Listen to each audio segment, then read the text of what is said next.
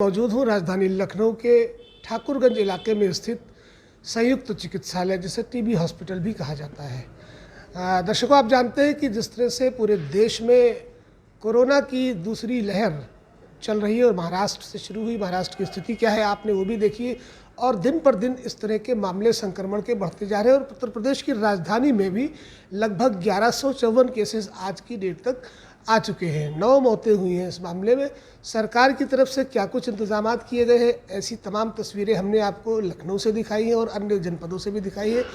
हमारे साथ मौजूद है संयुक्त चिकित्सालय के ईएमओ डॉक्टर रविशेखर जी। हम उनसे जानने की कोशिश करेंगे कि क्या कुछ इंतजामात यहाँ पर कोविड को लेकर चल रहे हैं। डॉक्टर रविशेखर जी, आपका बहुत बहुत स्वागत है टुडे इंडिया में। पहला सवाल तो हमारा ये है कि कोविड को लेकर क्या कुछ इंतजामात किए गए हैं? देखिए, कोविड को लेकर यहाँ जहाँ तक बात है तो जांच की पूरी व्यवस्था है। अगर कोई मरीज़ हम लोग को सस्पेक्ट लगता है, चूँकि ये टीबी एंड चेस्ट हॉस्पिटल है बेसिकली, साथ में और भी डिपार्टमेंट, सभी डिपार्टमेंट्स मुख्य हैं, और अगर कोई हम लोग को ऐसा मरीज़ लगता है कि ये कोविड इसको हो सकता है, तो हम लोग यहाँ जांच की पूरी व्यवस्था है। RT-PCR कोविड-19 RT-PCR जांच भी होती है और रैपिड एंटीजन टेस्ट भी होता है।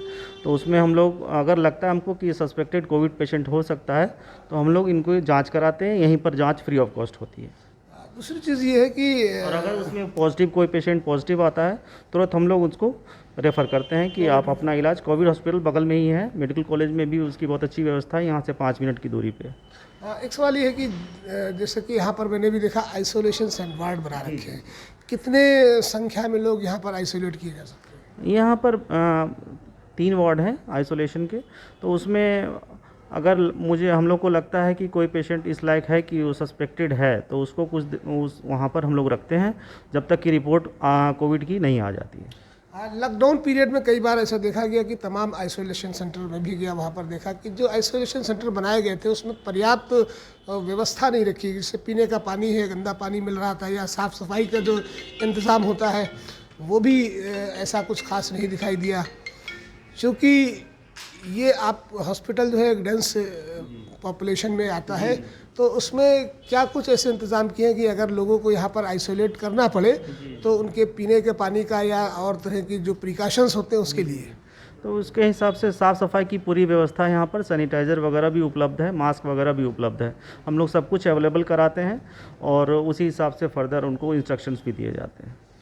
अगला सवाल कि वैक्सीनेशन की गति क्या है? जी, पहले जो वैक्सीनेशन 60+ तक हो रहा था 1 अप्रैल से पहले, तो उसमें थोड़ी धीमी थी प्रगति। 80 मरीज़ लगभग रोज़ हो रहे थे, वैक्सीनेट हो रहे थे। लेकिन जब से 1 तारीख से 45 के ऊपर को लगना शुरू हो गया है, तो काफ़ी बढ़ गया है 2-3 दिन में। अब लगभग 250 लोगों को लग रहा है कोविड वैक्सीन रोज़। कल लगा था लगभग 253 मरीज लोगों को लगा था। अच्छा, जो आमतौर पर जैसे खांसी जुकाम के हैं, या तपेदिक है, या अस्थमा है, या टीबी है, या फिर हृदय से संबंधित रोगी यहाँ पर आते हैं, तो क्या पहली जो प्रायोरिटी क्या होती है कि उनकी कोविड जांच पहले होती है? नहीं, ऐसी कोई बात नहीं है। अगर हम लोगों को पहले हिस्ट्री पहले जान लिया जाता है कि कोई बीमारी का इलाज वगैरह तो नहीं चल रहा है, और उसी हिसाब से हम लोग फर्दर डिसाइड करते हैं कि अभी प्रेजेंट कंडीशन में कोई बुखार या कोई बहुत तेज़ अचानक से कोई बीमारी नहीं हो गई है, गंभीर बीमारी, तो उन लोगों को सेफली हम लोग देते हैं, वैक्सीन देते हैं। तो जैसे कि आप जानते हैं कि दूसरी लहर चल रही है देश में कोरोना की। किसी व्यक्ति को ये ऐसा लगता है कि उसको कोरोना हो गया है, या कोरोना का कुछ उस पर ऐसा, कैसे वो जानेगा? हमारे दर्शक भी जानना चाहते हैं, कैसे वो जानेगा कि उसको अब जाके जांच करा लेनी चाहिए? जी, इसमें सबसे पहले ये ध्यान देना है कि अगर किसी को भी ज़ुकाम के लक्षण है, साधारण ज़ुकाम के लक्षण है, जैसे बुखार आ गया, गले में खराश हो गई, गले में दर्द है, या नाक बह रही है, या खांसी आ रही है, ऐसे कुछ लक्षण अगर इनको मिलते हैं और उनको लगता है कि, और या नहीं तो लगता है कि किसी कोविड मरीज़ के संपर्क में वो आए हैं, तो ऐसे लोग ज़रूर अपनी जांच कराएं, कोविड जांच कराएं। तो अगर ऐसा कभी मामूली हो जाता है, तो दर्शक भी जानना चाहेंगे कि फर्स्ट एड के रूप में उनको किस तरह से इसको देखना चाहिए जब तक वो हॉस्पिटल पहुंचेंगे। इससे पहले क्या कुछ वो प्रिकॉशंस लें कि ताकि हॉस्पिटल तक वो पहुंच जाए, अगर ऐसी स्थिति क्रिटिकल हो जाती है? तो सबसे पहले अपने आप को मास्क लगाना ज़रूरी है, हैंड सैनिटाइजेशन ज़रूरी है और सोशल डिस्टेंसिंग बहुत ज़रूरी है।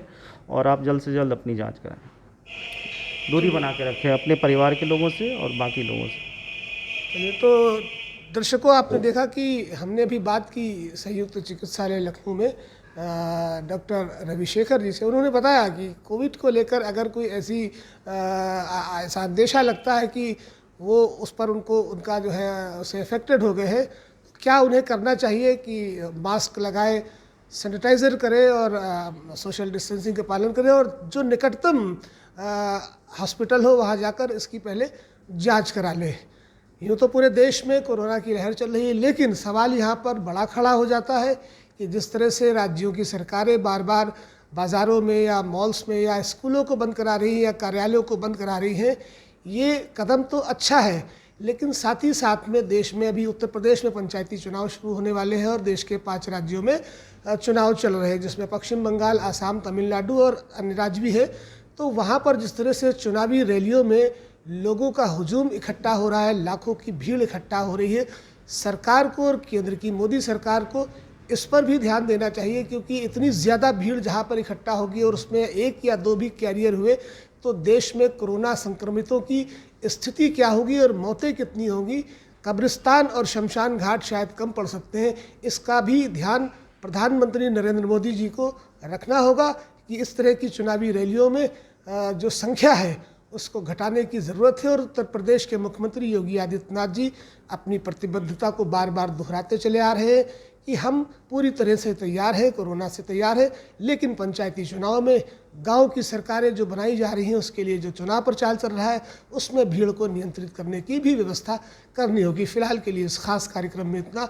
मिलते हैं अगले अंक में फिर किसी ऐसे ही जगह पर, फिर किसी ऐसे हॉस्पिटल में, और जानते हैं वहाँ के जानकारों से, डॉक्टर से कि क्या कुछ और ख़ास किया जा सकता है। दीजिए।